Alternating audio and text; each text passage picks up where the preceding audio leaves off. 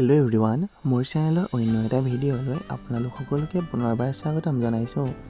বন্ধু বান্ধৱীসকল, ৰং চেনেলত প্ৰচাৰিত হৈ থকা বৃষ্টি ধাৰাবাহিকখন আপোনালোকে হয়তো নিশ্চয় চাই ভালেই পায়।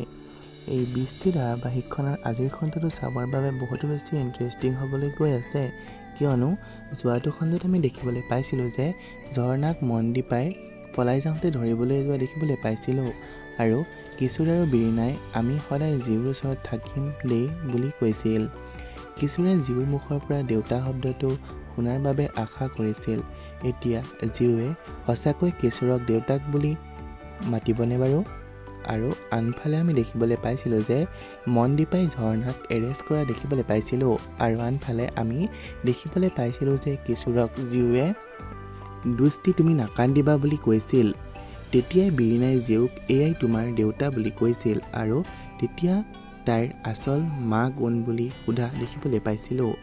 আৰু আনফালে আজিৰ খণ্ডটোত আপোনালোকে দেখিবলৈ পাব কিশোৰ আৰু বীৰিণাই জীউক ঘৰলৈ লৈ যোৱা দেখিবলৈ পাব আৰু সৌৰভ আৰু কিশোৰৰ বৰমাকে জীউ ঘৰলৈ আহিব বুলি গম পাই তাহাঁতক আদৰিবলৈ ৰৈ থাকিব।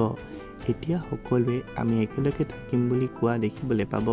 এতিয়া বাৰু ঝৰ্ণাই থানাৰ পৰা পলাই আহিব নেকি বাৰু? জানিবলৈ আজিৰ খণ্ডটো চাবলৈ নাপাহৰিব। ধন্যবাদ।